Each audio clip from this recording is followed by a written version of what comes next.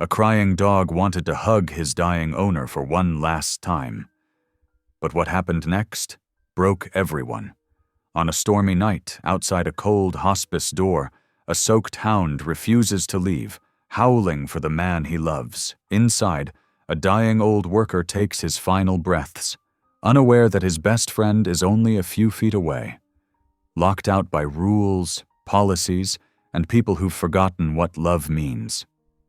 But when a quiet night worker decides to break those rules, a secret far darker than anyone imagined starts to unravel.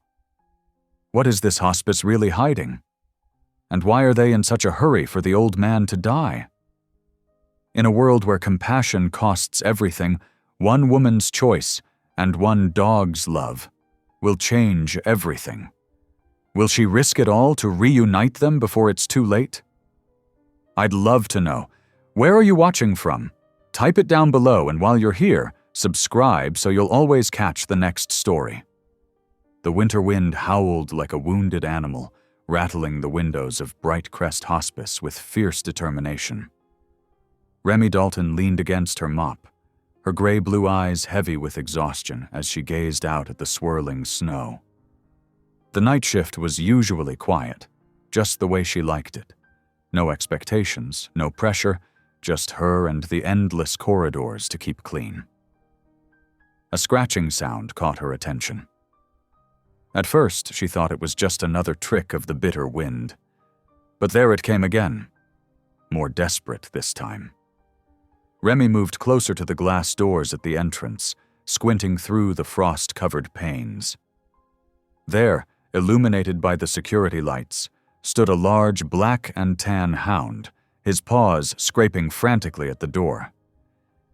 "Hey there, buddy," Remy whispered, though she knew the dog couldn't hear her through the thick glass. His coat was matted with mud and snow, but what struck her most were his eyes, amber pools filled with such raw emotion that it made her chest tight. The dog wore a collar, and attached to it was a tag that caught the light. Remy hesitated for a moment before opening the door just enough to read it. The bitter wind bit at her face as she leaned out. "Boone," she read aloud. The dog's tail wagged once at the sound of his name, but his eyes never left the building behind her. There was something in that gaze that tugged at her heart, a desperate kind of knowing. She pulled out her phone and snapped a quick photo of the tag, which also had a phone number. As she did so, Boone took advantage of the slightly open door, shouldering past her with surprising gentleness for such a large dog. Before she could stop him, he was trotting down the corridor, his nose to the ground, but moving with purpose. "Wait," Remy called in a harsh whisper, not wanting to disturb the sleeping patients. She hurried after him, her rubber-soled shoes squeaking against the freshly mopped floor. Boone stopped at room 14, raising himself up to peer through the small window in the door. A soft whine escaped him, so full of longing it made Remy's throat tight. She checked the chart beside the door. Thomas Ridgely. The name meant nothing to her, but clearly it meant everything to this dog. "You know him, don't you?" she murmured, kneeling beside Boone. His tail thumped once against the floor, but his eyes remained fixed on the window. The sound of heavy footsteps approaching made Remy's heart sink. Jerry, the night security guard, rounded the corner, his face setting into a frown as he spotted the dog. "Miss Dalton, you know the rules. No animals allowed inside except certified therapy dogs." His voice was gruff, but not unkind. "He belongs to one of the patients," Remy explained quickly. "Room 14, Thomas Ridgely. Look at him, Jerry. He came all this way in the storm." Jerry's expression softened for a moment as he watched Boone's tail wag hopefully, but then he shook his head. "Policy is policy. We could lose our certification if health inspection found out. He's got to go." Remy wanted to argue, but she knew he was right. Still, as she helped Jerry guide the reluctant dog back to the entrance, she couldn't shake the feeling that she was betraying something important. Boone went without struggling, but the look he gave her as Jerry ushered him out into the storm would haunt her for hours to come. "Poor thing," Jerry muttered, watching through the glass as Boone settled under the awning, his eyes still fixed on the building. "But rules are rules." Remy nodded mutely and returned to her mop. As she worked her way down the empty corridor, the sound of Boone's occasional mournful howls drifted in through the walls, mixing with the wail of the wind. Each cry seemed to pierce straight through to her heart. She found herself pausing outside room 14 again, wondering about the man inside who inspired such loyalty. Through the window, she could make out the still form of Thomas Ridgely, his face peaceful in sleep, unaware of the faithful friend trying so desperately to reach him. The squeak of her mop against the floor seemed to echo the crying of the dog outside, and Remy felt something stir inside her, something she'd tried hard to bury since leaving her job as an EMT. It was that old familiar urge to help, to make things right, to fight against the cold bureaucracy that sometimes forgot about the human heart beating at the center of every rule. But for now, all she could do was clean these floors and listen to Boone's cries fade into the howling storm, each sound a reminder of love that refused to be bound by walls or weather or well-meaning policies. The silence of the hospice corridor felt heavier after Boone's cries faded into the storm.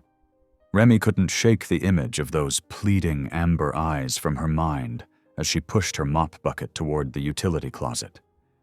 The wheels squeaked against the freshly cleaned floor, echoing through the empty hallway. She paused outside room 14 again, her hand hesitating over the Dr. handle. It wasn't exactly part of her job description to check on patients. That was what the nurses were for. But something about that dog's determination nagged at her. Through the small window, she could see Thomas Ridgely's form, barely visible in the dim light of the medical monitors. After a moment's hesitation, she eased the door open and slipped inside. The room smelled of antiseptic and illness, a scent she remembered all too well from her EMT days. Thomas lay still against the white sheets, his face pale and drawn. His chest rose and fell in shallow breaths, and an IV line snaked from his arm to a bag hanging beside the bed. "Mr. Ridgely," she whispered, not really expecting a response. His eyelids fluttered and his lips moved. At first, she thought he was just shifting in his sleep. But then she heard it, a single word, pushed out through cracked lips. "Boone." The word hit her like a physical blow. Even here, even now, man and dog were reaching for each other. Remy's throat tightened as she noticed how Thomas's hand twitched on the blanket, as if trying to pet a faithful friend who wasn't there. A quick glance at his chart showed he was under heavy sedation, part of something called the Comfort Protocol. She frowned, noting the fresh ink on the forms. The signature at the bottom caught her eye. Clarissa Vale, listed as next of kin. "Checking up on my uncle?" The voice made Remy jump. She turned to find a woman standing in the doorway, dressed in an expensive-looking suit that seemed out of place in the sterile hospital environment. Her perfectly manicured nails tapped against the doorframe as she studied Remy with cold eyes. "I'm sorry, I was just..." Remy gestured vaguely with her mop. "Cleaning, I assume?" Clarissa Vale's smile didn't reach her eyes. "Though I don't see much mopping happening." Before Remy could respond, another figure appeared behind Clarissa, Lorna Pike, the facility administrator. Her severe face was set in its usual stern lines as she took in the scene. "Is there a problem here?" Pike asked, though her tone suggested she'd already decided there was. "No problem," Remy said quickly. "I was just finishing up." "Actually," Clarissa interjected, "I found her reading my uncle's medical charts. Isn't that a violation of privacy policies?" Pike's expression darkened. Miss Dalton, you know very well that custodial staff are not authorized to access patient information. This is a serious breach of protocol. Remy felt her face flush. I noticed the comfort protocol was just initiated. The handwriting looked rushed, and The paperwork is entirely in order, Pike cut her off.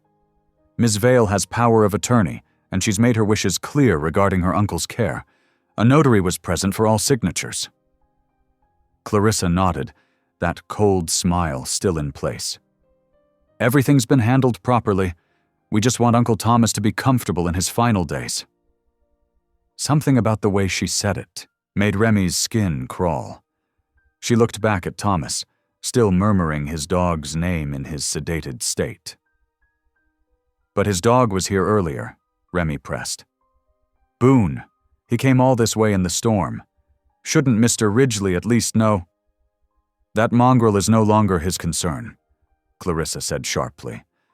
Then, smoothing her tone, she added, the comfort protocol is designed to ease his transition. We don't want him agitated by outside factors. Pike placed a firm hand on Remy's shoulder, steering her towards the door. I think it's time you returned to your assigned duties, Miss Dalton, and we'll need to have a discussion about appropriate boundaries tomorrow. Remy allowed herself to be led out, but her mind was racing. The rushed handwriting on the forms, the convenient timing of the notary, the way Clarissa spoke about Thomas as if he were already gone. It all felt wrong. In the hallway, she could still hear the storm raging outside, and somewhere in that darkness, she knew Boone was still waiting, still hoping to reach his master. The thought stirred something inside her that she'd tried to keep buried since that terrible night she'd failed to save that child as an EMT. She'd walked away from responsibility then, choosing the simplicity of mopping floors over the weight of holding lives in her hands. But now, watching Pike and Clarissa Vale whisper together outside Thomas's room, she felt her conscience awakening from its long slumber. The comfortable numbness she'd wrapped herself in began to crack. Thomas's plea for his dog, that single word pushed through the haze of sedation, seemed to echo in her mind, carrying with it all the weight of love and loyalty that Boone had displayed at the door. Her hands tightened on the mop handle as she watched Clarissa make a phone call, her voice too low to hear, but her satisfaction evident in every gesture. Pike stood guard at Thomas's door like a sentinel, her clipboard clutched to her chest like a shield. Remy pushed her cart down the hall, but her movements were mechanical now, her mind churning with questions. Why the rush to sedate Thomas? Why was his niece here so late at night with a notary? And why did they seem so determined to keep Boone away? The sound of the wind rattling the windows seemed to carry Boone's earlier cries, a reminder of the faithful friend still waiting in the storm. Thomas's whispered plea played over and over in her mind. Boone. It was a call for comfort, for loyalty, for love, everything that seemed to be missing from the cold efficiency of the comfort protocol and his niece's calculated concern. As she worked her way down the corridor, Remy felt the familiar weight of responsibility settling back onto her shoulders.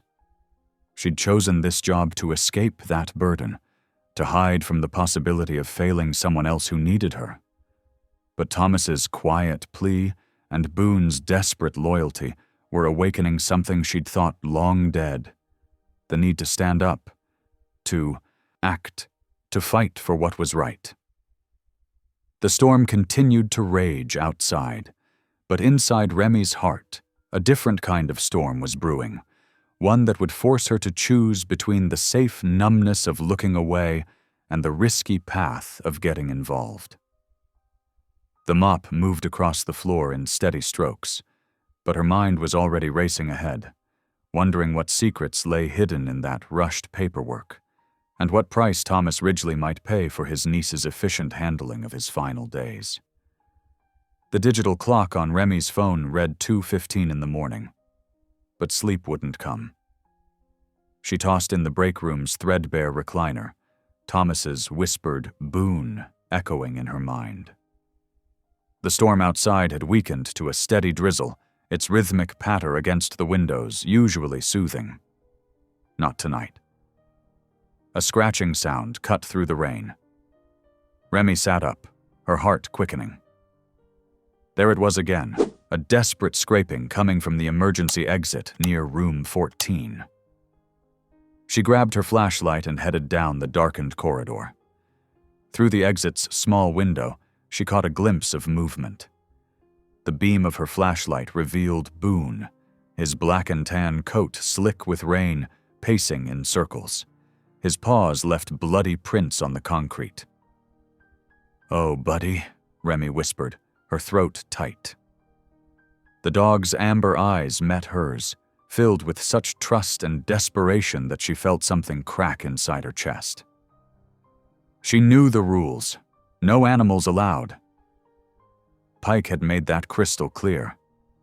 But watching Boone limping, his paws raw from hours of searching for a way in, Remy couldn't turn away. Not again. Not like that night in the ambulance when protocol had meant watching a child slip away. The emergency exit's alarm was disabled for maintenance. She'd seen the work order on Pike's desk. Remy glanced down the empty hallway, then pushed the door open just enough. Boone slipped in silently, pressing against her legs, his whole body trembling. "Okay, boy," she whispered, running her hands over his wet fur. "Let's get you somewhere safe." The supply closet near the east wing was rarely used, perfect for a temporary shelter. Remy guided Boone inside, her flashlight revealing shelves of cleaning supplies and a stack of old blankets. The dog settled onto the makeshift bed without a sound, his eyes never leaving her face. "I need to clean those paws," she told him softly. Boone didn't flinch as she dabbed antiseptic on his raw pads, his trust absolute. When she finished, he rested his head on her knee, sighing deeply. "You really love him, don't you?" Remy stroked his graying muzzle. "Thomas must be something special to inspire this kind of loyalty." A noise in the hallway made her freeze. Footsteps approached, the heavy tread of work boots. Remy held her breath, but Boone's tail thumped once against the blankets. The door opened, and Hank Mercer's weathered face appeared. "Thought I heard voices," he said quietly, stepping inside and closing the door. His eyes took in the scene. The dog, the bloody gauze, Remy's guilty expression. But instead of anger or disapproval, a small smile creased his face. "About time someone showed some backbone around here." Remy relaxed slightly. "You're not going to report this?" Hank snorted, kneeling to let Boone sniff his hand. "Been watching that niece of his circling like a vulture. Something ain't right about how fast she pushed through those comfort protocols." He scratched behind Boone's ears. "Been seeing her and Pike having lots of private meetings after hours, too. In the garden, where they think nobody's watching." "You've seen them together?" Remy leaned forward. "When?" "Last 3 nights running. Always around midnight, always looking over their shoulders." Hank's face hardened. "My Jenny, before she passed, she was in a place like this. I know what good care looks like and what's happening to Thomas. That ain't it." Remy felt a surge of relief at finding an ally. "The paperwork seemed rushed. And why push through new protocols in the middle of the night?" "Money's usually the answer," Hank said grimly. "That property of his by the river? Worth a fortune to developers. Been getting offers for years, but Thomas always said he wanted it preserved."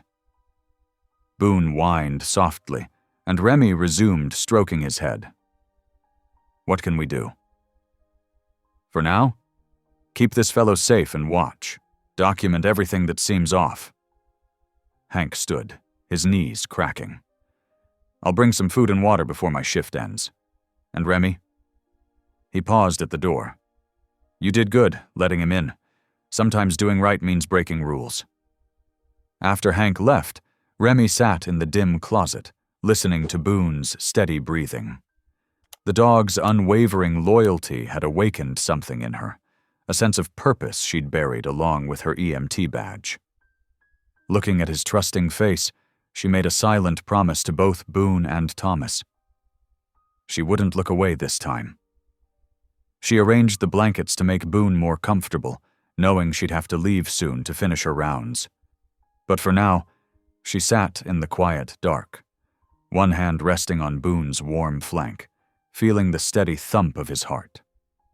Outside, the rain continued to fall, but in here, a small act of defiance had kindled a spark of hope. "We'll figure this out," she whispered to Boone. His tail thumped once in response, a gesture of complete faith that brought tears to her eyes. In helping this loyal dog, she'd taken her first step toward reclaiming the person she used to be, someone who fought for what was right, no matter the cost. The weight of responsibility settled back onto her shoulders, but this time it felt different. This time, it felt like strength.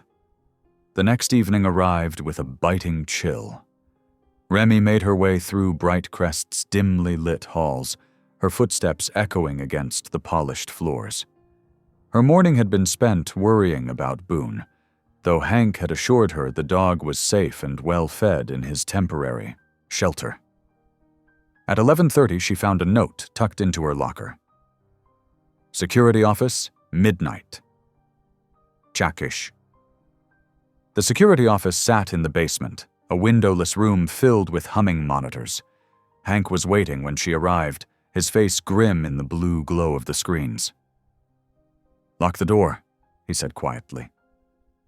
Remy complied, her heart beginning to race. "What's going on?" "Been doing some digging." Hank's fingers moved over the keyboard, pulling up archived footage. "Watch this." The timestamp showed 2 nights ago, just after midnight. The grainy video showed the nurse's station, where Sarah, the night nurse, sat doing paperwork. Clarissa Vale appeared, looking carefully around before approaching. The conversation was brief, but the exchange was clear, an envelope passing from Clarissa's manicured hands to Sarah's trembling ones. "Money," Remy whispered. "She's bribing the staff?" "Keep watching." The footage jumped forward.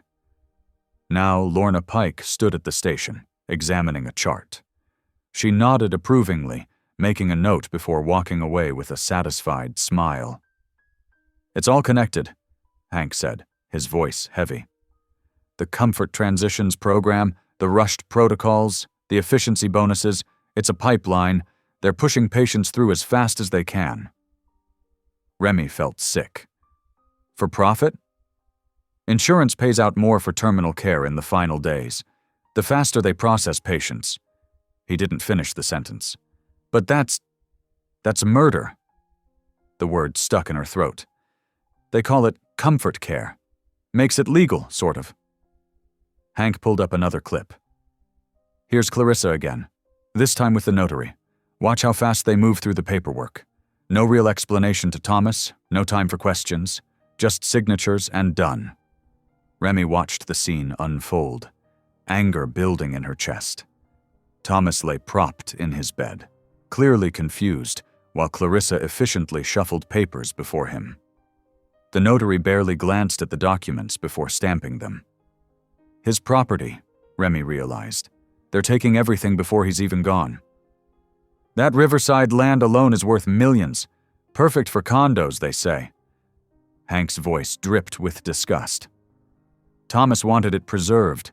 Told me once he'd promised his crew, the linemen he worked with for 40 years, that they'd always have a place to fish, to remember the good days." Remy thought of Boone, hiding in the supply closet, desperate to reach his master.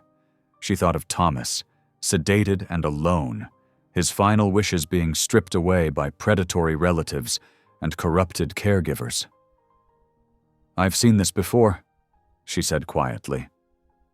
"Not this exactly, but when I was an EMT.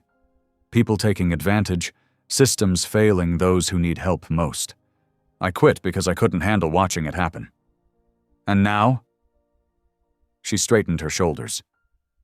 Now I'm done watching. We have to get Boone to Thomas, before… She couldn't finish the sentence. It'll mean both our jobs if we're caught, Hank warned. Maybe worse, with the money involved. I don't care. The words came out fierce and certain. Thomas deserves to see his dog one last time. Boone deserves to say goodbye. Some things matter more than rules. Hank studied her face, then nodded slowly. All right, but we need to be smart about this. Pike's got the place wired tight. Cameras everywhere except the patient rooms themselves. They spent the next hour reviewing security footage, mapping out guard rotations and staff patterns.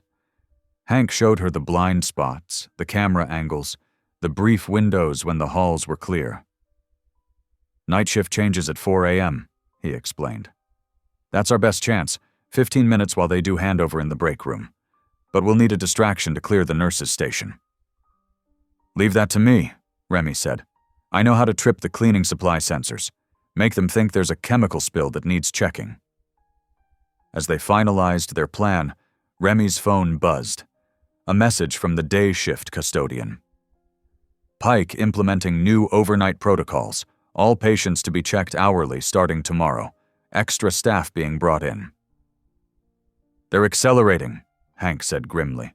Whatever they're planning for Thomas, it's happening soon. Remy stood, determination hardening her resolve. Then we move tonight. No more waiting. You sure about this? Hank asked one last time. Once we start, I've spent 2 years hiding from responsibility, telling myself it wasn't my problem anymore. She thought of the child she couldn't save, the badge she'd turned in, the night spent trying to forget. But some things are worth fighting for. Thomas deserves better. Boone deserves better. Hank nodded, understanding in his weathered face. 4 a.m. then. I'll make sure Boone's ready. As Remy left the security office, her mind was already racing through the details of their plan. The weight of what they were attempting should have terrified her, but instead she felt strangely calm. For the first time since hanging up her EMT uniform, she knew exactly who she was and what she had to do. The corruption they'd uncovered was vast, a carefully constructed system of profit and exploitation, hidden behind medical terms and legal paperwork. But tonight, they would strike back. Not with grand exposures or dramatic confrontations, but with a simple act of humanity, reuniting a dying man with the dog who loved him. As she pushed her cart down the quiet hall, passing Thomas's room, she heard the soft beep of monitors and the hiss of oxygen.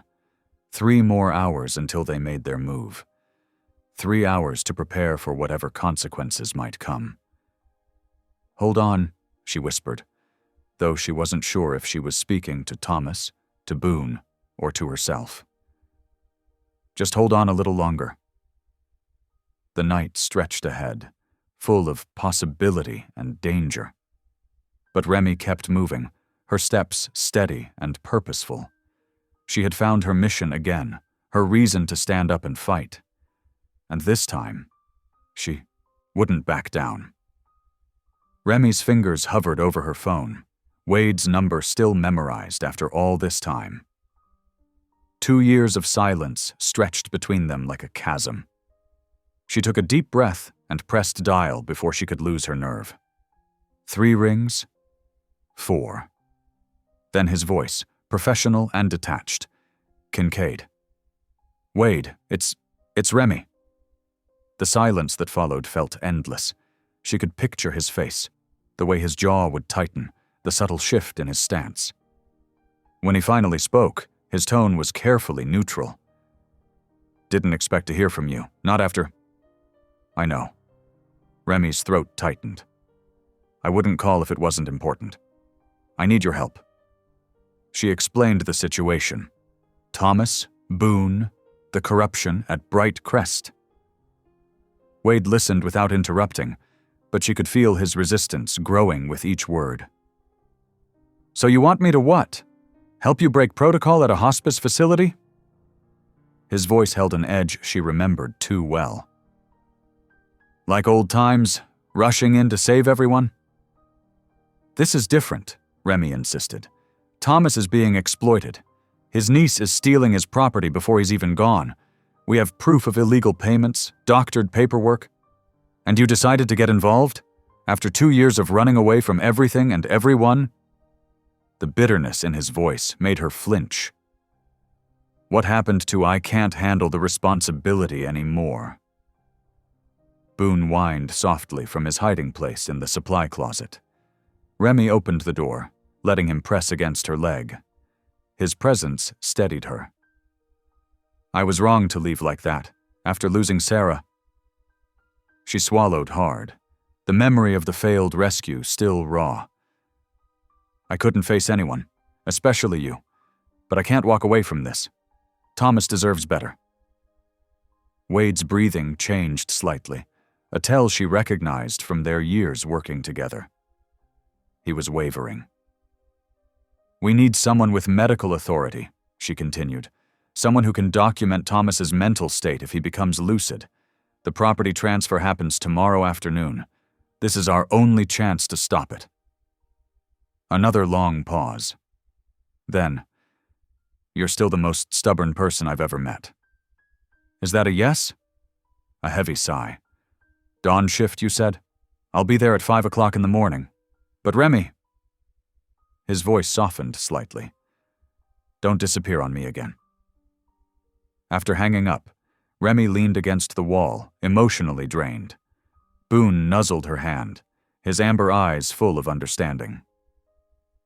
Well, that's one piece in place, Hank said, emerging from around the corner. He'd been keeping watch while she made the call. Your EMT friend, you trust him? With my life, Remy answered without hesitation. Even if he doesn't trust me anymore. They moved to the empty break room, spreading out their hastily gathered evidence, security footage stills, medication logs, visitor records. Hank had been thorough, his years of quiet observation paying off. Pike's got 3 security guards on night rotation, he explained, pointing to his rough schedule. But they're stretched thin, especially around 5 o'clock in the morning. Shift change makes everyone sloppy. Remy nodded, her old tactical training kicking in. We'll need to coordinate perfectly. Get Boone to Thomas's room during the handover confusion, then hold position until Wade arrives to document everything. And if Thomas isn't lucid? Then at least, Remy's voice caught. She looked at Boone, who hadn't left her side. At least they get to say goodbye. The dog's tail thumped once, as if acknowledging her words. His loyalty, his desperate need to reach Thomas, had awakened something in her she thought was long dead. The drive to fight for what was right, no matter the cost. Hank studied her face. You've done this before, haven't you? High-stakes situations? Used to do it every day. Remy managed a small smile. Emergency response, major accidents, disaster scenarios. Wade and I were the team they called when things got complicated. What changed? The smile faded. We lost someone. A 12-year-old girl named Sarah. Car accident, trapped underwater. I was the first one down, had her hand... She closed her eyes, fighting back the memory. The cable snapped. Wade tried to reach us, but I couldn't hold on. Boone pressed closer, his warm presence anchoring her to the present. Hank waited patiently, understanding in his weathered features. After that, I couldn't trust myself anymore. Couldn't handle the weight of those decisions. So I ran. Took this job because it seemed safe. No one depending on me, no lives in my hands. And now? Remy looked down at their scattered evidence, at Boone's trusting eyes, at her own hands that had once pulled people from wreckage and danger. Now I remember why I became an EMT in the first place. To help people who can't help themselves. To fight back when the system fails them. Hank nodded approvingly. Well, You've got one old groundskeeper and a faithful hound on your side, and soon, your EMT friend. Former friend, Remy corrected quietly. The way you talk about him? The way he agreed to help despite everything? Hank's eyes crinkled. Doesn't sound so former to me. They spent the next hour refining their plan, accounting for every variable they could think of. Remy's mind felt sharp, focused in a way it hadn't been since she'd walked away from her old life. The familiar rush of preparing for a critical operation filled her with equal parts anxiety and determination. Around midnight, Hank left to do his grounds check, maintaining normal routines to avoid suspicion.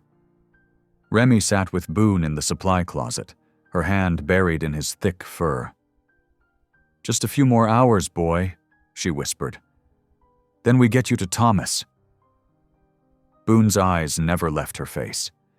In them, she saw complete trust, the same trust she'd once seen in Sarah's eyes underwater, in Wade's eyes across countless emergency scenes, in the eyes of every person who'd ever needed her help. This time she wouldn't let them down. The night crawled forward, each minute bringing them closer to their dawn mission. Remy checked and rechecked their preparations, her old instincts humming with nervous energy. In a few hours, Wade would arrive, bringing with him not just medical authority, but all their unresolved history. But that didn't matter now. What mattered was Thomas, lying alone in room 14. What mattered was Boone, holding on to hope with pure, unwavering devotion. What mattered was doing what was right, even when it was hard, especially when it was hard. The digital clock on the wall clicked to 2:11 in the morning when the first bolt of lightning split the sky.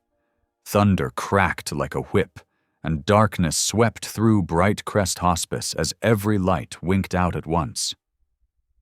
Remy stood frozen in the supply closet, counting seconds in her head. 1, 2, 3, waiting for the backup generator to kick in. Boone pressed against her leg, his warmth steady in the pitch black. The generator coughed once, twice, then sputtered into silence. "No, no, no," Remy whispered. Without power, the vital medical equipment throughout the facility would fail. She knew exactly how many minutes each backup battery would last. It wasn't enough. Emergency lights flickered to life, casting sickly yellow beams through the hallways. Footsteps pounded past the closet door as staff rushed to check on critical patients. Through the thin walls, panic rose like a tide, urgent voices, squeaking wheels, the metallic clang of equipment being moved. Lorna Pike's sharp voice cut through the chaos. "Code Yellow. All non-essential personnel remain at stations. Security, implement immediate lockdown procedures. No unauthorized movement between wings." Remy's heart jumped when the building's alarm system began its shrill warning. She knew what was coming. Electronic locks engaging, security doors sealing. They'd be trapped. "Stay," she commanded Boone, her voice firm but gentle. The dog's eyes gleamed in the dark as she eased the closet door open. The corridor was a maze of shadows and emergency lights. Staff members hurried past, their faces tight with worry. Remy forced herself to walk normally, projecting the calm efficiency she'd learned in her EMT days. Just another employee responding to crisis protocols. She was halfway to room 14 when she heard it, the distinctive hiss of an oxygen system failing, followed by the flat tone of a monitor alarm. Thomas. Breaking into a run, Remy burst through the door. Thomas lay motionless, his chest barely rising. The ventilator screen was black, its reassuring whir silenced. The backup battery light blinked red, dead. Without hesitation, Remy grabbed the manual resuscitator from the wall. Her hands moved with muscle memory as she attached the bag valve mask to Thomas's breathing tube. Squeeze, release. Squeeze, release. The rhythm came back to her like it had never left. "What are you doing?" Lorna appeared in the doorway, her face harsh in the emergency lighting. "Step away from that patient immediately. You're not authorized." "He'll die without oxygen," Remy said, never breaking the rhythm of her compressions. Squeeze, release. "I'm certified in emergency response." "You're a custodian," Lorna spat. "Security. I'm saving his life." Squeeze, release. Sweat beaded on Remy's forehead, but her hands remained steady. "You can fire me later." Heavy footsteps approached, security responding to Lorna's call. But another sound cut through the tension. Barking, followed by Hank's voice raised in alarm. "Dog, loose in the building! He's heading for the east wing!" Lorna's head snapped toward the commotion. "What? How did—" She stormed out, shouting orders. Remy allowed herself a small smile. Hank had done his part perfectly. Now she just had to keep Thomas breathing until— Nails clicked on linoleum, and Boone burst into the room. He made straight for the bed, jumping up before Remy could stop him. But instead of disturbing the medical equipment, he settled carefully against Thomas's side, laying his head on the man's chest. "Boone," Thomas whispered, so faintly Remy almost missed it. She kept working the manual resuscitator, watching the monitors. Incredibly, Thomas's oxygen saturation began to climb. His heart rate, which had been erratic, steadied. Even his blood pressure improved. "That's it," Remy murmured, blinking back tears. "You're not alone anymore. We're here." Boone's tail thumped once against the mattress. His eyes never left Thomas's face as Remy continued the life-sustaining rhythm. Squeeze, release, squeeze, release. Minutes stretched like hours in the dim room. Thunder still rolled outside, but it seemed distant now, unimportant. What mattered was here, Thomas's chest rising and falling, Boone's steady presence, the simple act of keeping someone alive. Remy's arms ached, but she didn't stop. She couldn't. This wasn't just about Thomas anymore. It was about every person she'd ever failed to save, every time she'd run away instead of standing her ground. With each squeeze of the resuscitator bag, she felt her old strength returning, her purpose clearing. Voices approached again. Lorna and security, probably. Remy straightened her spine but kept working. Let them come. She wasn't moving, and neither was Boone. Not this time. "Stay with us, Thomas," she whispered. "Just stay with us." Outside, the storm raged on, but inside room 14, something powerful and precious had awakened. Hope, as steady as a heartbeat, as faithful as a dog's love, as determined as a woman remembering who she truly was. Squeeze, release, squeeze, release. Through the dark hours before dawn, Remy kept her vigil, while Boone kept his, and Thomas breathed on. Through the emergency lighting's dim glow, Remy maintained her steady rhythm with the manual resuscitator. Squeeze, release, squeeze, release. Her arms burned with fatigue. But she wouldn't stop. Not now. Not when Thomas needed her most. Wade appeared in the doorway, medical bag slung over his shoulder. His eyes widened at the scene.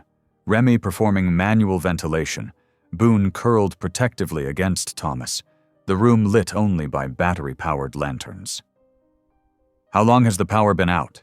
he asked, moving quickly to check Thomas's vital signs.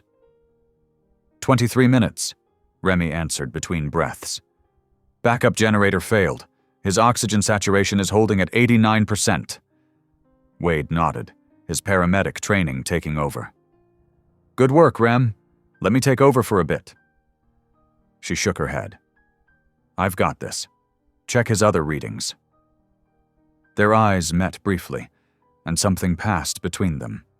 Respect, maybe. Understanding. Wade began examining Thomas's monitors, his movements precise and professional.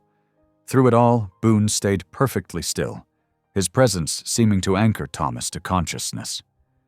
The old lineman's eyes flickered open, cloudy at first, then gradually focusing on the faces around him. Know you, Thomas whispered, his voice barely audible. His gaze settled on Remy. The ice storm. 3 years back. You pulled Jim Bennett out.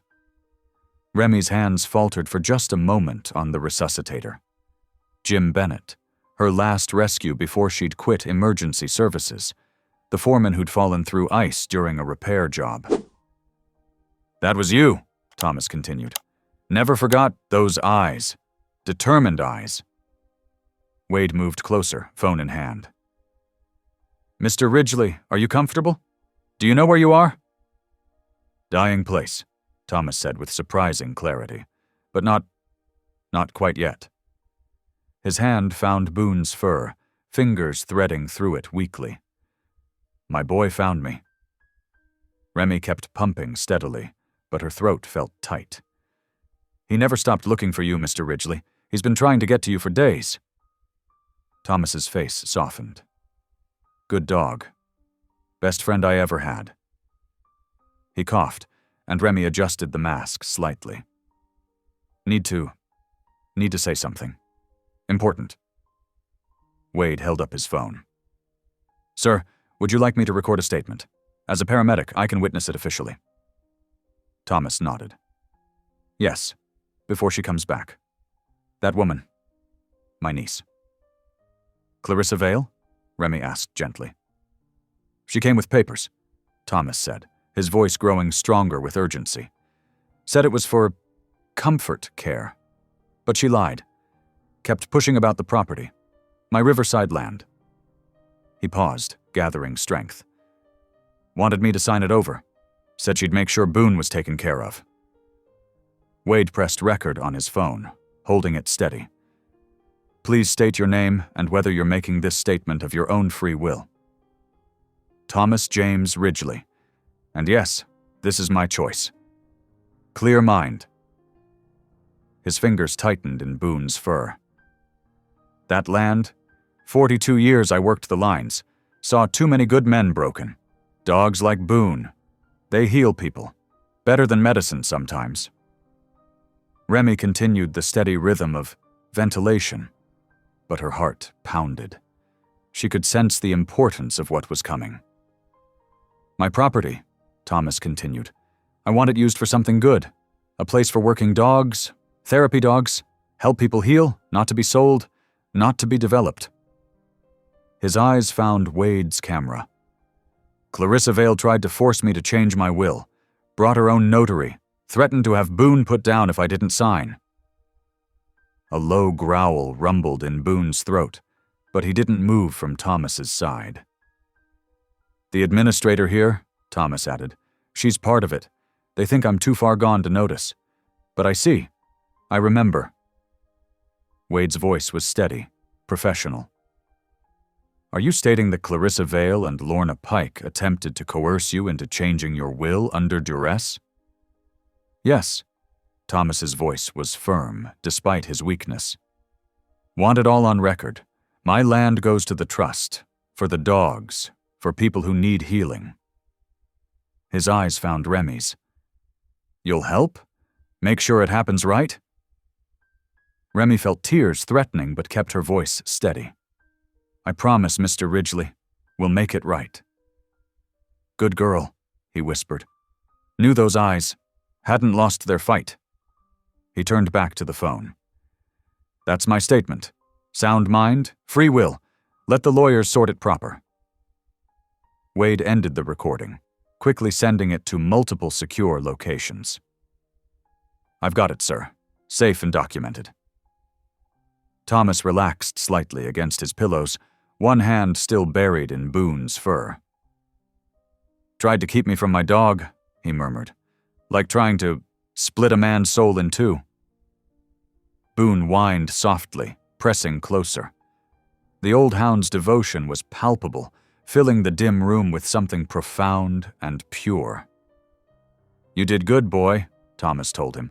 Found your way back, brought help. His eyes were growing heavy, but they were clearer than they'd been in days. Always knew you would. Remy kept working the manual resuscitator, but she could feel the weight of the moment. This wasn't just about exposing corruption or saving a piece of land. It was about loyalty, about the connections that gave life meaning, about second chances. Wade moved to check Thomas's vitals again. "Holding steady," he reported quietly. "Whatever that dog's doing, it's helping." Through the window, the storm's fury seemed to be lessening.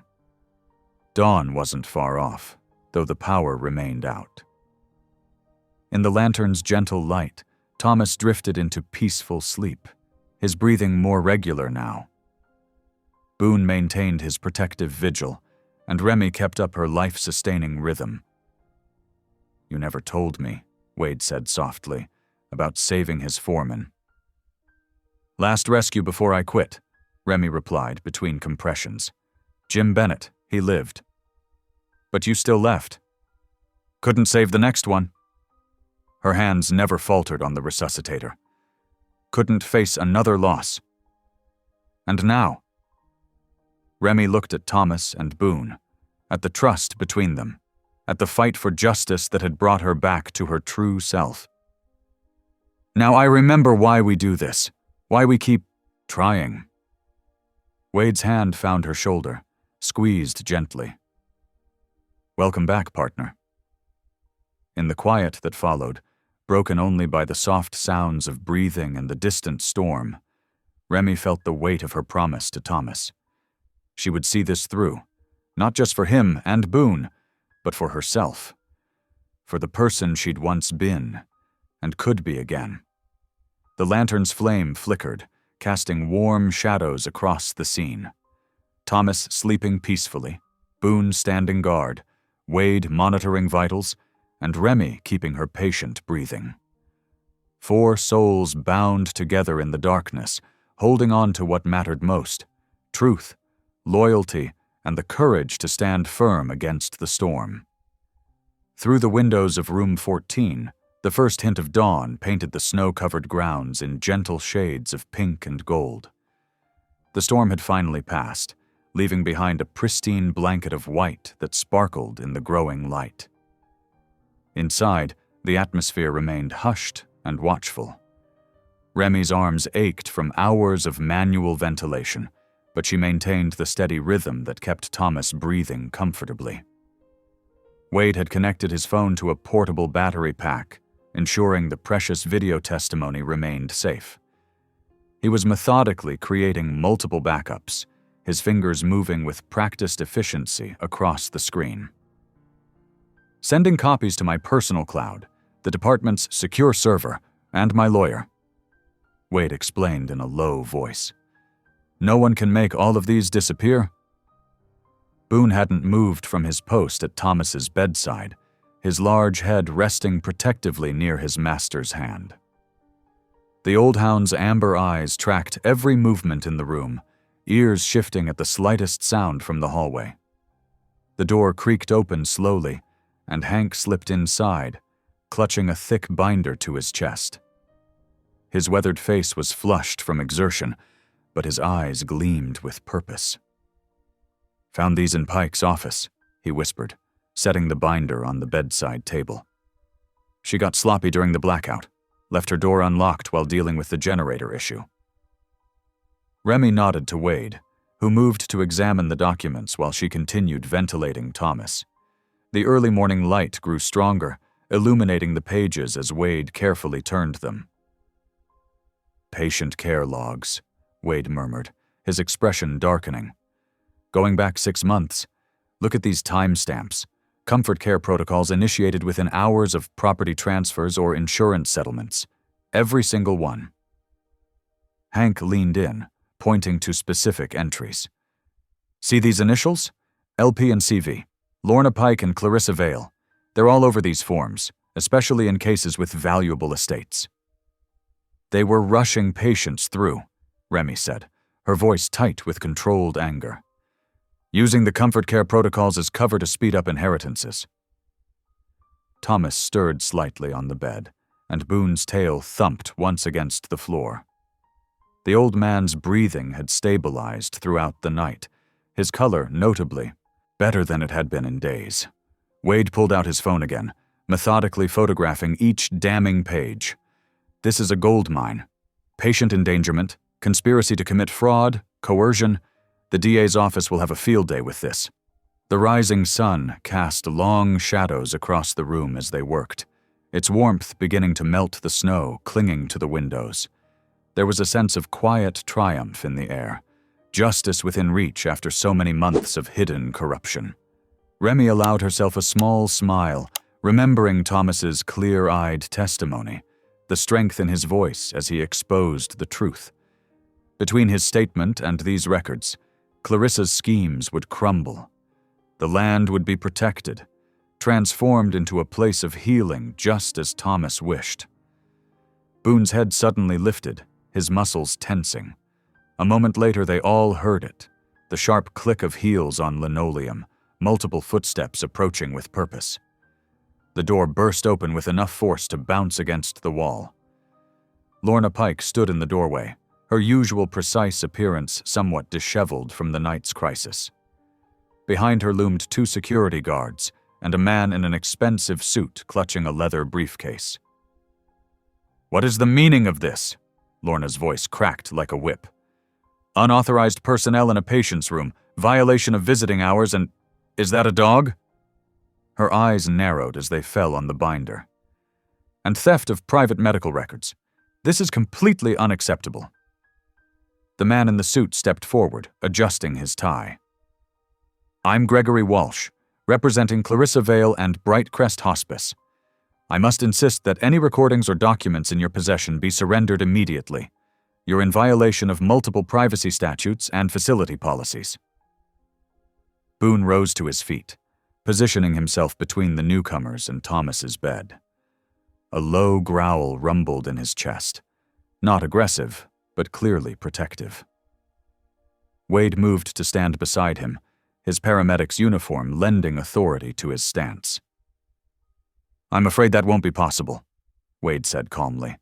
"These materials are evidence of criminal activity, already secured and transmitted to law enforcement channels." "You have no right," Lorna began, but Wade cut her off. "We have Mr. Ridgely's direct testimony, recorded while he was lucid and demonstrably of sound mind, detailing coercion and fraud. That's all the right we need." The lawyer's face tightened. Any statement made under these irregular circumstances while the patient was improperly removed from prescribed comfort care protocols would be inadmissible. "The protocols you used to keep him sedated while his niece tried to steal his property?" Remy's voice was quiet, but sharp. Her hands never faltered in their rhythm on the manual resuscitator. "The same protocols you've been using to rush other patients through their final days? It's all documented in your own logs." Lorna's face went pale. "Those records are confidential." "They're evidence," Hank interrupted, his weathered features set with determination. "And they're not going anywhere except to the proper authorities." The security guards shifted uncomfortably, clearly uncertain about their role in the escalating situation. Boone remained steadfast, his presence a reminder of the simple, unshakable loyalty that had exposed this whole scheme. The lawyer opened his briefcase, withdrawing a document with an official seal. "I have here an emergency injunction." A new voice entered the fray, strong despite its age. "Get out of my room!"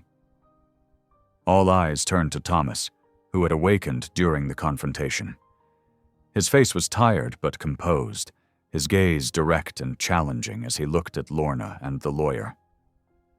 "Mr. Ridgely," Walsh began, "your niece is only concerned—" "My niece," Thomas interrupted, "tried to blackmail me with threats against my dog, and you helped her." His hand found Boone's fur, drawing strength from the contact. "I've said my piece. It's recorded. It's legal. And I want you out." Lorna stepped forward, her professional mask cracking to reveal desperation. "Be reasonable. Think about your legacy." "I am." Thomas's voice gained strength. "That's why I'm making sure my property goes where it'll do good, not get carved up for profit. Now get out of my room, or I'll have my friend here call the police and add trespassing to the charges." Wade already had his phone ready, finger hovering over the keypad. The security guards glanced at each other, then took a step back from Lorna and the lawyer. For a long moment, the only sound was the soft whoosh of the manual resuscitator as Remy continued her work. Then Lorna turned on her heel and stalked out, her face rigid with suppressed fury. The lawyer lingered just long enough to say, "This isn't over," before following her. As the door closed behind them, tension drained from the room. Boone returned to his place beside Thomas, who scratched the old dog's ears with obvious affection. "Good boy," he murmured. "Best partner I ever had." The morning sun now filled the room completely, transforming the sterile hospital space into something warmer, more hopeful. Outside, they could hear the first birds of dawn, singing their welcome to the new day. "They'll be back," Wade said quietly. "With more lawyers, more pressure." "Let them come," Remy replied, her voice steady and sure. "We have the truth on our side, and we're not backing down." Thomas smiled faintly, his hand still buried in Boone's fur. "No," he agreed. "We're not backing down at all." The peaceful morning shattered as the double doors of Bright Crest Hospice burst open. Clarissa Vale strode through them, her heels clicking against the linoleum floor like angry punctuation marks. Behind her, Lorna Pike hurried to keep pace, their shadows stretching long and dark across the sterile hallway walls. Remy stood her ground near the nurse's station, her hands steady despite the exhaustion of the long night. The morning sunlight filtering through the snow-frosted windows cast an almost ethereal glow across the scene, making Clarissa's perfectly pressed suit seem somehow harsh and out of place. "I have an emergency transfer order," Clarissa announced, her voice cutting through the quiet like a blade. She thrust a stack of papers toward Remy, who didn't move to take them. "My uncle is being moved to Cedar Grove Private Care immediately." "Cedar Grove?" Wade stepped forward, his EMT training evident in his professional stance. "That's 2 hours away, through mountain roads in this weather." "The facility is fully equipped," Clarissa snapped. "And more importantly, it's where I can ensure proper protocols are followed." She shot a meaningful glance at Lorna, who nodded with manufactured concern. "Ms. Dalton," Lorna said, her administrator's voice carefully modulated. "I understand you've been allowing unauthorized visitors and interfering with prescribed care plans. This cannot continue." Remy felt her jaw tighten. "If by unauthorized visitors you mean his dog, and by interfering you mean preventing oversedation, then yes, I have." From down the hallway, Thomas's voice drifted out, weak but clear. "Boone? Where's Boone?" The old hound, who had been sitting quietly beside Wade, immediately rose and moved toward room 14. Clarissa stepped to block his path, but Boone simply went around her, his focus entirely on reaching his owner. "This is exactly what I mean," Clarissa hissed. "This isn't a kennel. Security." 2 guards appeared at the end of the hall, but they hesitated, clearly uncomfortable with the situation. One of them, Bill, had been working at Bright Crest for years and had seen Thomas during his better days. "Ma'am," Bill said carefully, "Mr. Ridgely's vital signs have actually improved since—" "I don't care about temporary improvements," Clarissa cut him off. "I have power of attorney, and I'm ordering an immediate transfer." She waved the papers again, her manicured nails flashing under the fluorescent lights. Remy stood straighter, drawing on every bit of her EMT training and the moral certainty that had been growing since this all began. "No." The single word seemed to echo in the hallway. Lorna's eyebrows shot up, and Clarissa's face flushed with anger. "Excuse me?" "I said no," Remy repeated, louder this time. "Patient rights include the right to refuse transfer. Thomas has made his wishes clear. He stays here." "He's not competent to make those decisions," Clarissa argued, her voice rising. "That's why I have power of attorney." "A power of attorney obtained under suspicious circumstances," Wade added, moving to stand beside Remy. "While the patient was being heavily sedated against standard protocols." Lorna stepped forward, her professional mask slipping slightly to reveal the panic beneath. "Now, let's not make accusations." A low, warning growl cut through the tension. Everyone turned to see Boone standing in the doorway of room 14, his aging frame somehow imposing as he positioned himself between the arguing humans and his owner. His amber eyes were fixed on Clarissa, reading the threat in her body language with canine clarity. "Get that animal out of here," Clarissa demanded, but she took an instinctive step back. Inside the room, Thomas called out again, his voice stronger. "Boone? That you, boy?" The old dog's tail wagged once, but he didn't move from his protective position. His growl subsided to a low rumble, a clear message to those who would harm his human. Hank appeared from around the corner, carrying a thick folder of maintenance logs. "Might want to reconsider that transfer, Ms. Vale. Seems like a lot of interesting patterns in these records. Dates, times, signatures on comfort care orders. Real interesting reading." "Those are confidential documents," Lorna snapped. "They sure are," Wade agreed. "And they'll stay confidential, right up until the State Board of Medical Examiners sees them. Or maybe the police should get first crack." The color drained from Lorna's face.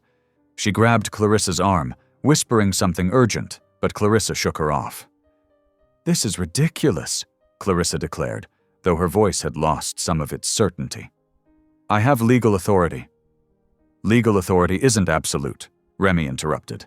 "Not when there's evidence of abuse, not when the patient is lucid and expressing his wishes, and definitely not when those wishes are backed up by video evidence and witness statements." The hallway fell silent except for the soft hum of medical equipment and Boone's steady breathing. The morning light had grown stronger, throwing everything into sharp relief. The determined set of Remy's jaw, the calculation in Clarissa's eyes, the way Lorna seemed to be shrinking into herself. "Security," Clarissa tried again. "Remove these people and that dog, now." Bill and his partner exchanged looks. Then Bill slowly shook his head. "Sorry, ma'am. Think we'll need to see some clarification from the ethics board first, given the circumstances." A nurse pushing a medication cart paused at the edge of the scene, then deliberately turned and went the other way. More staff members were gathering at the edges of the hallway, watching. The balance of power was shifting, molecule by molecule, like snow melting in the morning sun. Clarissa's perfectly manicured hands clenched into fists. She opened her mouth to speak again, but was interrupted by a new voice, tired but clear. "Let him stay." Thomas had appeared in the doorway behind Boone, leaning heavily on an IV pole. "My dog stays, my property stays, and I stay." Boone pressed against his leg, providing silent support. Thomas's free hand found the dog's head, drawing strength from the contact. "Uncle Thomas," Clarissa began, her tone switching to honeyed concern. "You're not thinking clearly." "I'm thinking clearer than I have in weeks," Thomas cut. "Her off." "Ever since you started upping my comfort medication." The quotation marks were audible in his voice. "Funny how that happened right after I wouldn't sign those property transfer papers." The security guards were now openly backing away from Clarissa and Lorna. A young nurse had pulled out her phone and was obviously recording the confrontation. The morning shift was arriving, adding to the growing crowd of witnesses. "This isn't over," Clarissa hissed, finally reading the room. "I'll be back with a court order." "Good luck with that," Wade replied calmly. "I'm sure the judge will be very interested in all our evidence." The sudden explosion shattered the tense standoff. A blinding flash lit up the hallway windows, followed by a deafening boom that made the building shudder. The lights flickered once, twice, then died completely. For a heartbeat, everything was silent. Then the emergency alarms began their piercing wail. "Transformer Blue!" Hank shouted over the noise. "Power lines down!" Thick, acrid smoke began seeping through the ventilation system. The corridor filled with a gray haze that grew darker by the second. People started coughing, covering their mouths with whatever they had at hand. Lorna Pike stood frozen in place, her usual commanding presence crumbling as she stared at the spreading smoke with wide eyes. This isn't in the emergency protocols." Clarissa Vale didn't hesitate. She turned and ran, shoving past nurses and orderlies in her desperate flight toward the exit. Her heels clicked rapidly against the floor until the sound was swallowed by the chaos. But Remy was already moving. Her EMT training kicked in automatically, muscle memory taking over as she assessed the situation. The smoke was getting thicker. They needed to evacuate, now. "Wade," she called out, "help me with the bed." He was there instantly, falling into their old partnership rhythm without missing a beat. Together they disconnected Thomas's bed from the wall outlets and began pushing it toward the emergency exit. Boone trotted ahead of them, barking steadily, a living beacon in the growing murk. "Hang on, Thomas," Remy assured him, seeing the fear in his eyes. "We're getting you out of here." The old lineman nodded weakly, one hand stretched out toward his dog. The smoke was getting to him. His breathing was becoming more labored. They pushed faster, Wade calling out directions as Boone's barking guided them through the thickening smoke. Other staff members were evacuating patients too, moving with urgent purpose. The emergency lighting cast eerie shadows through the haze. They were 20 feet from the exit when the ceiling started to groan. "That's not good," Wade said grimly. Tiles were beginning to sag overhead, warped by heat from the electrical fire above. Small pieces of debris rained down around them. The exit door was right there, but when Wade pushed against it, it didn't budge. "It's jammed," he shouted, ramming his shoulder against it. The groaning overhead got louder.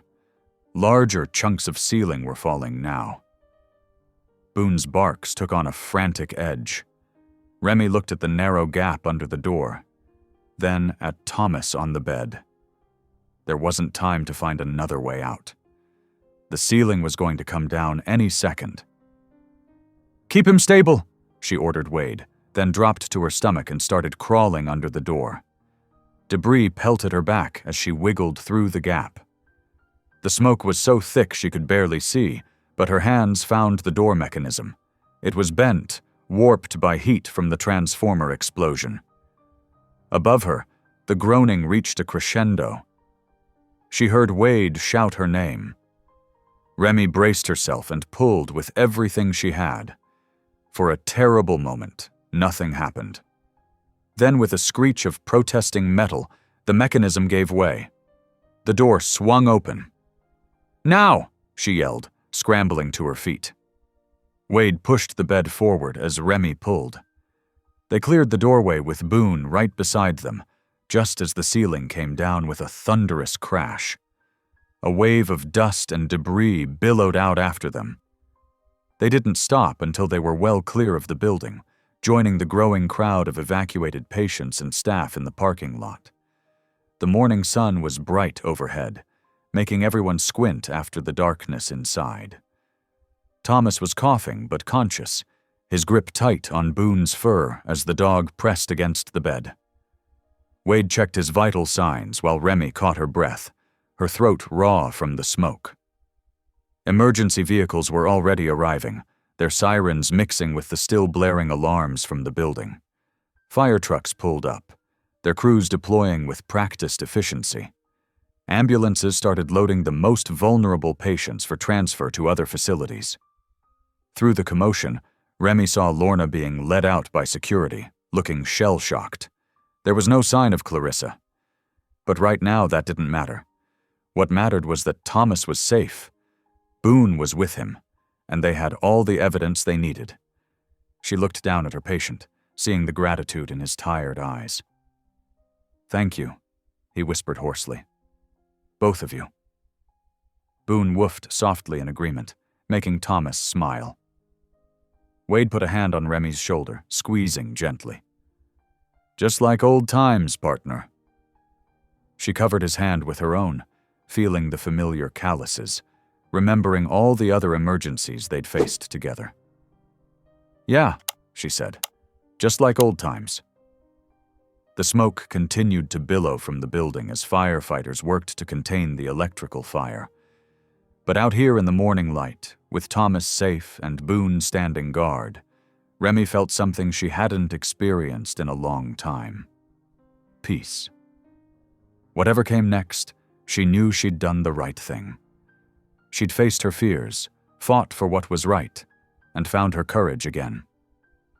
The winter sun climbed higher, melting the last patches of snow. Around them, the emergency response continued with organized urgency. But for this moment, in this small circle of victory, Remy allowed herself to simply breathe and be grateful. The ambulance rocked gently in the snow-covered parking lot, its red and blue lights painting the white landscape in alternating colors. Inside, the heater fought against the winter chill while machines beeped steadily, monitoring Thomas's vital signs. Wade held his phone steady, recording as Thomas gathered his strength. Boone lay pressed against his master's side on the gurney, refusing to leave even when the paramedics had tried to separate them. His dark eyes watched Thomas's face intently, as if memorizing every moment. "I want to make this official," Thomas said, his voice barely above a whisper but surprisingly clear. "My mind is my own right now. I know what I'm saying." Remy stood at the head of the gurney, one hand resting lightly on Thomas's shoulder. The touch seemed to give him strength as he continued.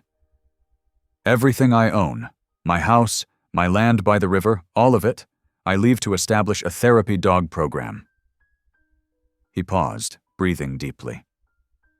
"For people like me, people who need a friend at the end."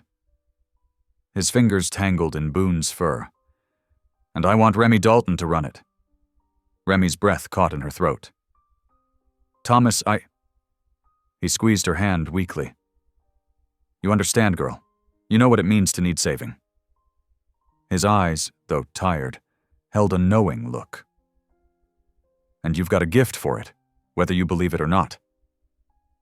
Wade kept filming as Thomas detailed his wishes, his voice growing fainter but never losing its determination.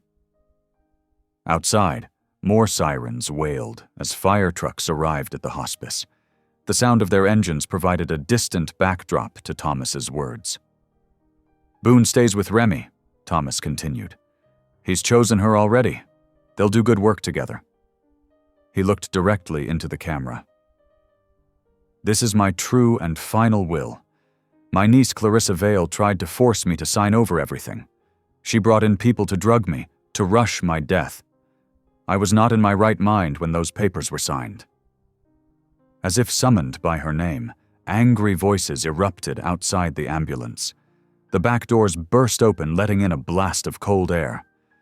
Clarissa stood there, her expensive coat dusted with snow, her face twisted with rage. "Give me that phone!" she demanded, lunging forward. But Hank was faster. The groundskeeper's broad shoulders filled the doorway as he blocked her path. "That's enough, Miss Vale," he said firmly. "Let the man have his peace." "You can't do this!" Clarissa's voice rose hysterically. "I have papers. I have rights." "The only rights that matter now are his," Hank replied, unmoved. "And he's making his wishes clear."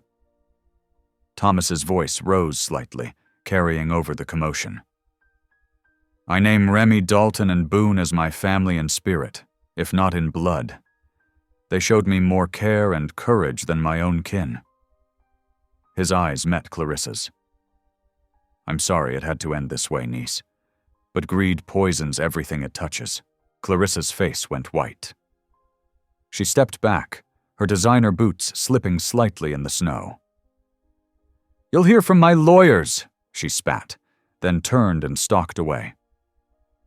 Hank closed the ambulance doors, shutting out the cold and the chaos. Inside, the quiet returned, broken only by the steady beeping of monitors and Boone's soft whines as he nuzzled Thomas's hand. "That's all I needed to say," Thomas murmured, his energy fading fast. "It's recorded now. The truth will stand." Wade stopped the recording and quickly sent copies to multiple secure locations. "It's safe," he assured Thomas. "No one can bury this." Thomas nodded, his eyes growing heavy. "Thank you, all of you." His gaze found Remy's face. "You'll do right by this gift. I know you will." Remy couldn't speak past the lump in her throat. She just squeezed his hand, trying to convey everything she felt: gratitude, honor, determination to live up to his faith in her. Boone lifted his head and gently licked Thomas's fingers. The old lineman smiled faintly, his eyes closing. "Good dog," he whispered. "Best friend I ever had." The monitors showed his heartbeat slowing, but his face was peaceful. He had said what needed saying. His truth was preserved, his legacy protected. Outside, the sirens continued their mournful song, but inside the ambulance, there was only the quiet dignity of a man who had fought his last battle and won. The county courthouse loomed against the winter sky, its weathered stone facade a testament to decades of judgment passed within its walls. Remy sat in the back row of courtroom 3, her work boots still dusty from the morning's shift. Boone lay at her feet, his presence as steady as a heartbeat. Judge Eleanor Martinez shuffled through the stack of evidence files, her reading glasses perched low on her nose. The courtroom stayed hushed as she examined each piece of documentation. "The evidence before this court is overwhelming," Judge Martinez declared, her voice carrying to every corner of the wood-paneled room. "Let the record show that we have reviewed security footage from Brightcrest Hospice showing Ms. Vale passing what appears to be cash to staff members." Clarissa Vale sat rigid in her expensive suit, her lawyer whispering urgently in her ear. She had traded her usual predatory confidence for a mask of careful neutrality, but her fingers kept twisting the strap of her designer handbag. "Furthermore," the judge continued, "we have extensive documentation of altered patient care logs, specifically regarding Mr. Thomas Ridgely's treatment protocol." She held up a thick folder. "The original orders, compared to the modified versions, show a clear pattern of unauthorized changes." Lorna Pike stared straight ahead, her face pale beneath her precise makeup. Her own attorney kept scribbling notes, but his movements grew increasingly agitated as the evidence mounted. The courthouse clerk wheeled in a small monitor. Wade's video played next, showing Thomas's final statement in perfect clarity. His voice, though weak, carried the weight of absolute truth. "I was not in my right mind when those papers were signed," Thomas's recorded voice echoed through the courtroom. "Clarissa Vale attempted to force my hand, to rush my death for profit." Remy watched as several jurors wiped their eyes. One elderly man in the jury box nodded slowly, his expression hard with understanding. The judge waited for the video to finish before speaking again. "The court finds the evidence of Ms. Vale's attempted manipulation of her uncle's estate both compelling and disturbing. Her petition for guardianship is hereby revoked." Clarissa's composure finally cracked. "This is ridiculous," she burst out. "That recording was made under duress. He was dying." "Ms. Vale," Judge Martinez warned, "you will maintain order in this court, or you will be removed." She turned to address Lorna Pike. "As for Brightcrest Hospice's efficiency bonus system, this court finds substantial evidence of systematic abuse designed to accelerate patient turnover for profit." Lorna's shoulders slumped slightly, the first crack in her administrative armor. "The full findings will be forwarded to the State Medical Board and relevant authorities for further investigation and potential criminal charges," the judge continued, This court cannot ignore the gravity of exploiting our most vulnerable citizens for financial gain." Boone shifted at Remy's feet, letting out a soft sigh. She reached down to scratch behind his ears, drawing comfort from his solid presence. In the front row, Wade turned slightly and caught her eye, offering a small nod of encouragement. Judge Martinez removed her glasses, surveying the courtroom. Mr. Ridgely's final video statement, made of sound mind and properly witnessed, will stand as his last will and testament. His wishes regarding the establishment of a therapy dog program and the appointment of Ms. Dalton as trustee are hereby upheld. The sound of papers shuffling filled the courtroom as the judge signed the final orders. Clarissa's lawyer gathered his briefcase with sharp, angry movements. Lorna Pike sat motionless, staring at her folded hands. "This court is adjourned," Judge Martinez declared, bringing down her gavel with a decisive crack. As people began to file out, Remy remained seated, one hand resting on Boone's head. She watched Clarissa stride past, the click of expensive heels sharp against the marble floor.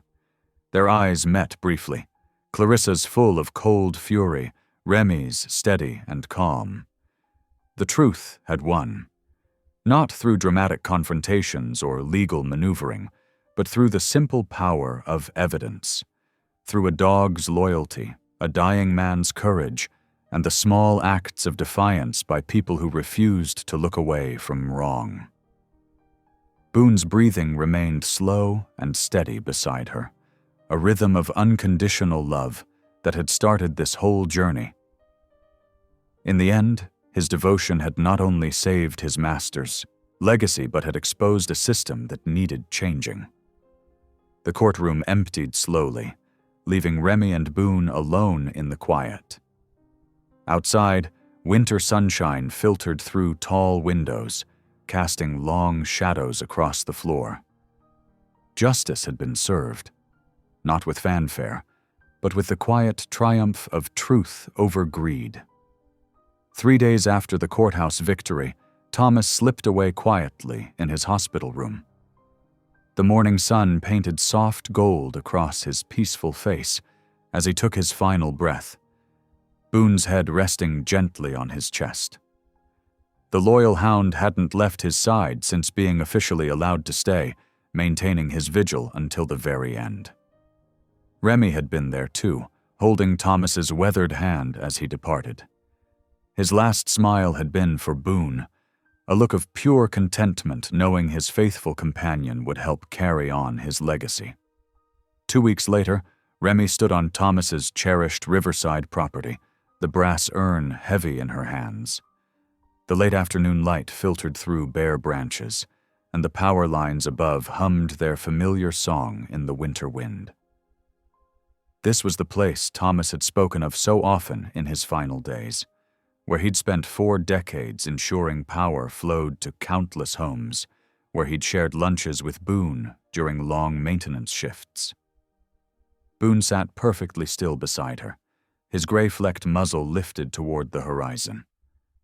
His amber eyes held a deep understanding as Remy carefully opened the urn. The wind picked up, as if nature itself was welcoming Thomas home. "This is where you belong," Remy whispered, releasing the ashes into the breeze. They scattered like stardust, catching the light as they drifted over the river and settled among the roots of the old trees Thomas had loved. Some carried up toward the power lines he'd tended for so many years, becoming one with the landscape he'd protected.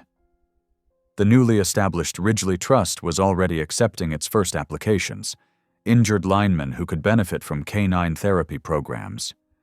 Thomas's final wish was becoming reality, transforming loss into healing. Boone watched the horizon with quiet dignity, his presence a living testament to the power of unwavering loyalty. Together, he and Remy stood in peaceful silence as the wind continued its gentle song through the wires overhead. On a bright spring morning 6 weeks later, Remy stood before the County Emergency Services Board, her hands steady, as they pinned the EMT badge back on her uniform. The familiar weight against her chest felt right this time, like coming home. "Welcome back, Dalton," Chief Martinez said warmly. "The department's missed you." Wade watched from the back of the room, a proud smile on his face. He'd been instrumental in her reinstatement, testifying to her unwavering courage during the hospice crisis. Later that afternoon, Remy drove down the winding road to Thomas's Riverside property. The old cabin had been transformed into the first Ridgely Canine Therapy training retreat. Fresh paint gleamed on the walls, and new ramps made the space accessible for injured workers. Wade and Hank had thrown themselves into their roles as trustees, ensuring every detail honored Thomas's vision. Boone trotted beside her as she approached the entrance. His tail wagged gently as they passed the newly installed bronze plaque that read, "For the hands that keep the lines alive." The words caught the sunlight, a permanent reminder of Thomas's legacy. Inside, the main room had been converted into a comfortable meeting space. Photos of power line workers lined the walls, their faces weathered but proud. A stack of applications sat on the desk, linemen seeking healing partnerships with therapy dogs, just as Thomas had dreamed. Remy knelt beside Boone, who pressed his warm body against her leg. His presence had become her anchor, a constant reminder that love and loyalty could weather any storm. Tears welled in her eyes, but these were different from the ones she'd shed in darker days. These were tears of gratitude, of purpose found again. "We did it, boy," she whispered, running her fingers through his fur. "We really did it." This time, when life called her to step forward, Remy didn't turn away. With Boone at her side and Thomas's spirit in her heart, she was ready to help others find their way back to light. Thanks for watching. If any part of this story lingered with you, consider subscribing. I'll be here again tomorrow, sharing another tale that speaks to the soul.